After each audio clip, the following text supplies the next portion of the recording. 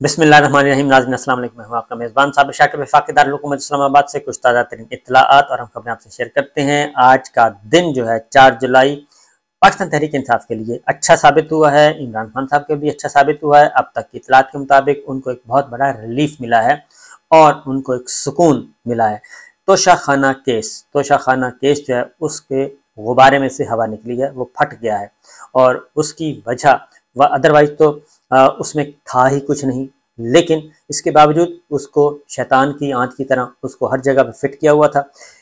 तोशाखाना इस वक्त 3 फोरम्स पे चल रहा था जी। एक तो नैब ने भी एक नोटिस इशू किया हुआ है, उन्होंने भी बुलाया है कि 108 आपने तहफ़ लिए हैं, उनकी डिटेल्स बताएं, उनकी रसीदें लेके आएँ, इस तरह की बातें की गई हैं। नैब एक तरफ कर रहा है, दूसरी तरफ इलेक्शन कमीशन भी इसी का ढंढोरा पीट रहा है, तीसरी तरफ ट्रायल कोर्ट जो है यानी कि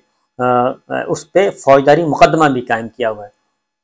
अब इसमें तोशाखाना में आपको ब्रीफली बता दूं कि 2000 से लेके 1990 से लेके 1990 से लेके 2001 तक का नवाज शरीफ साहब और जरदारी साहब यानी कि पीपल्स पार्टी और मुस्लिम लीग नवाज ने रिकॉर्ड ही गायब कर दिया तोशाखाना का। 11 साल का 2 हुकूमतें, दोनों की हुकूमतें रही हैं।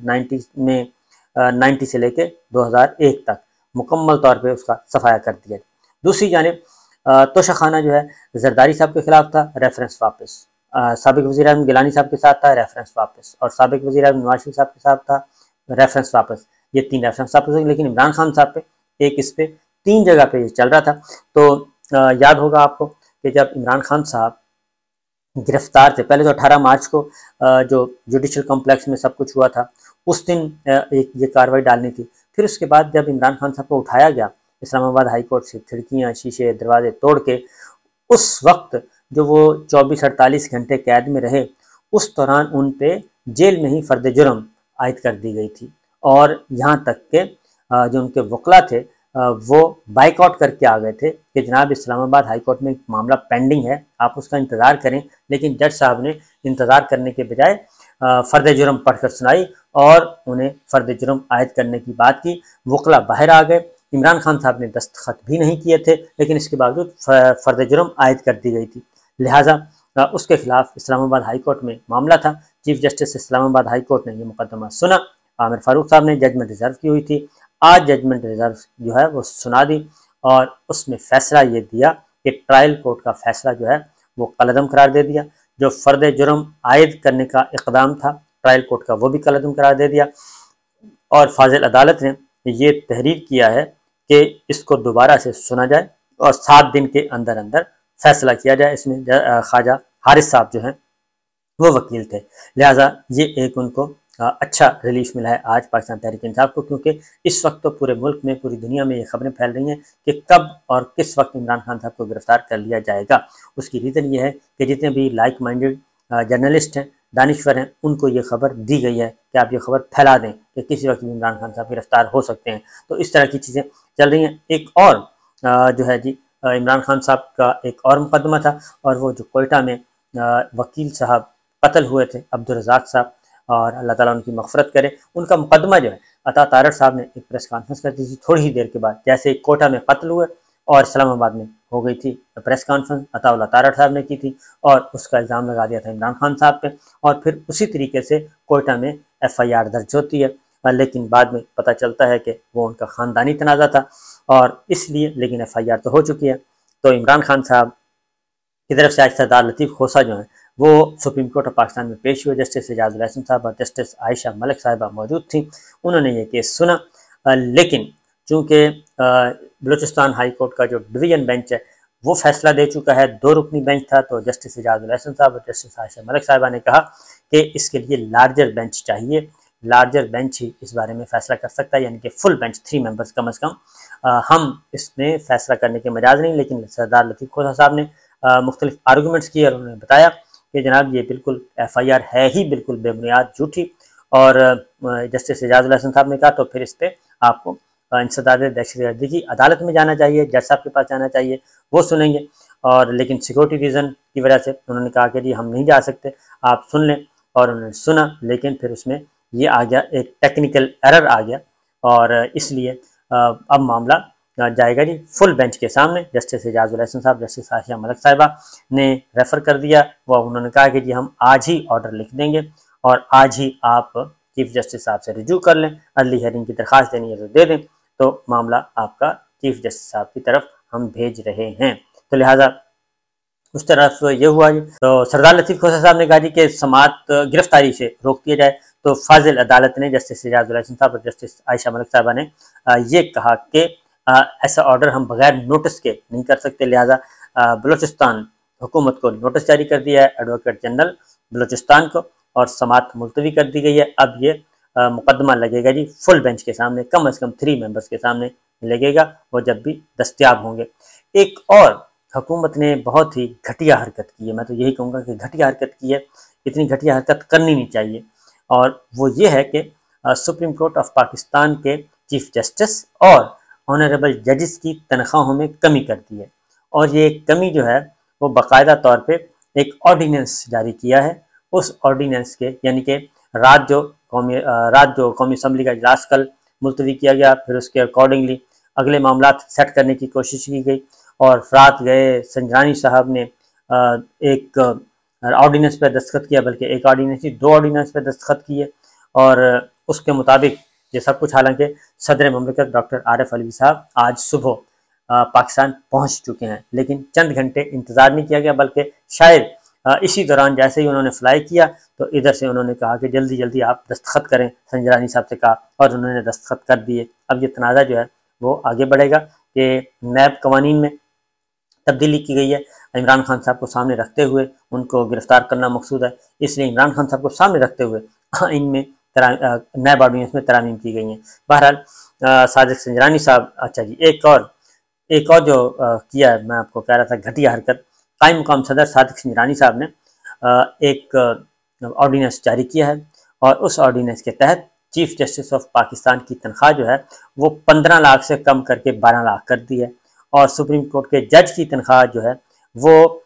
تقریباً 12-13 لاکھ سے کم کر کے اس میں بھی کٹوتی کر کے 11 لاکھ کر دی ہے۔ تو یہ وزارت قانون نے قائم مقام صدر کی منظوری کے بعد آرڈیننس جاری کیا۔ تو یہ ہے سچویشن، یعنی آپ گھٹیا حرکت ہوتی ہے لیکن اتنی نہیں ہوتی کہ ایک طرف تو مہنگائی کا بول بالا ہے اور ملازمین کی تنخواہوں میں باقاعدہ طور پہ 35% تک اضافہ کیا گیا، لیکن آنریبل ججز کی تنخواہوں میں کٹوتی کر دی گئی ہے۔ یہ ان کو میسج دیا جا رہا ہے کہ جناب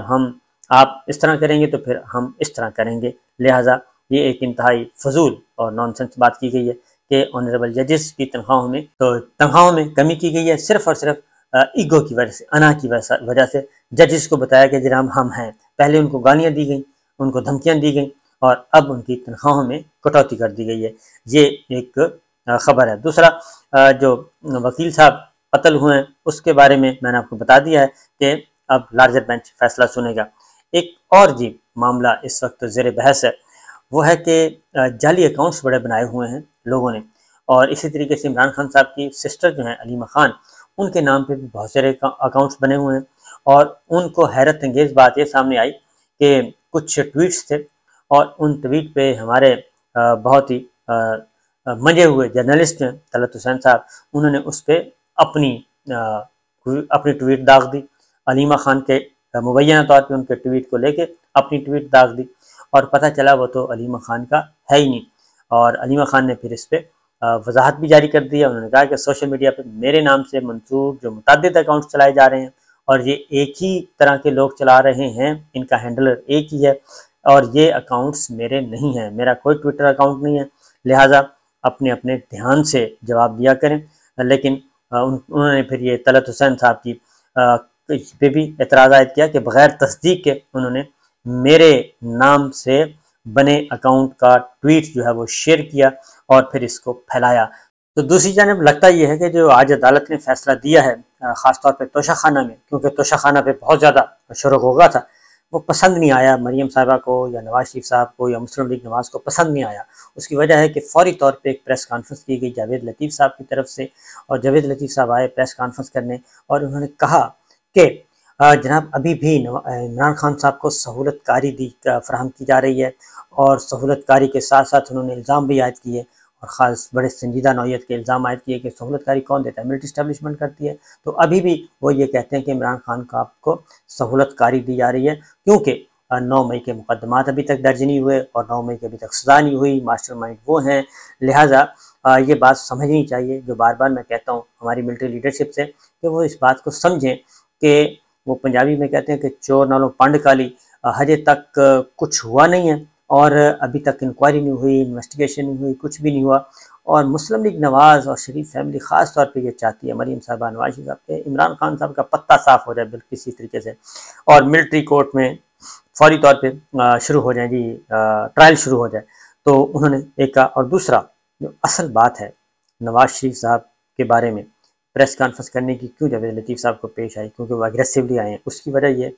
کہ اس وقت بہت زیادہ سنجیدگی سے یہ سوچا جا رہا ہے کہ وزیر اعظم شہباز شریف صاحب ہیں، ان کی کابینہ ہے، صدر مملکت موجود ہے، پورا کا ایک ریاستی ڈھانچہ ہے، لیکن جو فیصلے کر رہا ہے یہاں حکومتی امور میں، امور مملکت چلانے میں جو فیصلے کر رہے ہیں وہ نواز شریف صاحب کر رہے ہیں۔ نواز شریف صاحب جو ہیں وہ عدالت کو مطلوب ہیں، مفرور ہیں، سزا یافتہ ہیں، مجرم ہیں، وہ آئیں اپنے آپ کو انوسنٹ ڈکلیئر کروائیں، اس کے بعد وہ کریں، کیونکہ ہو یہ رہا ہے کہ آرمی چیف کی اپائنٹمنٹ ہو تو نواز شریف صاحب کرتے ہیں، الیکشن کا معاملہ ہو تو نواز شریف صاحب نے فیصلہ کرنا ہے،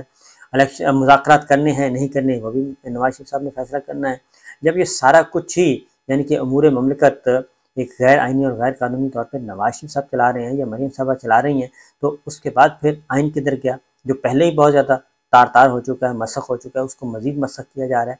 تو جاوید لطیف صاحب آئے تو تھے اس معاملے کو بتانے کے لیے کہ ہاں جناب نواز شریف صاحب جو ہیں وہ فیصلے کر رہے ہیں، تو لیکن وہ اصل میں اس کو بیلنس کرنے کے لیے آئے تھے کہ ہمیں اگر ہمیں کچھ کہا تو پھر ہم دوبارہ سے وہی پرانی گردان لے آئیں گے، سہولت کاری والے کہ جناب سہولت کاری کی جا رہی ہے، اور آج انہوں نے پھر دوبارہ وہی گردان پڑی جاوید لطیف صاحب نے کہ سہولت کاری کی جا رہی ہے۔ لیکن جو حقیقت ہے وہ ہمارے سامنے ہی ہے کہ کتنی سہولت کاری کی جا رہی ہے۔ عمران خان صاحب پہ اس وقت 180 مقدمات ہیں، اچھی سہولت کاری ہے۔ تو بہرحال جو چیزیں ہیں وہ اس طرف جا رہی ہیں، اور اس پہ بہت زیادہ تنقید ہو رہی ہے کہ نواز شریف صاحب جو ہیں اور مریم صاحبہ امور مملکت چلا رہی ہیں، اور شہباز شریف صاحب ایک ڈمی وزیر اعظم ہیں، وزیر خزانہ جو ہیں وہ تو ہیں ہی سمجھی سا، باقی سارے کے سارا سسٹم جو ہے ڈمی ہے۔ اصل معاملہ نواز شریف صاحب کے کنٹرول میں ہے اور وہی امور مملکت چلا رہے ہیں۔ تو سوچنا چاہیے، لمحہ فکریہ ہے۔ تو یہ ہو رہا ہے جناب۔ باقی نواز شریف صاحب کی وطن واپسی کے بارے میں، کیونکہ وہ گئے تھے ہیلتھ گراؤنڈز پہ، آج ایک پیٹیشن سپریم کورٹ میں گئی، لاہور ہائی کورٹ میں گئی، اور وہ نہیں انٹرٹین کی گئی، اور انہیں کہا گیا کہ آپ کا جو آنا ہے وہ نیک نیتی نہیں ہے بلکہ یہ بد نیتی ہے۔ بہرحال اس فیصلے مقدمے کو غیر معینہ مدت کے لیے ملتوی کر دیا گیا۔ تو یہ تھیں چھوٹی چھوٹی باتیں، چھوٹی چھوٹی خبریں۔ اجازت دیجیے، اللہ حافظ۔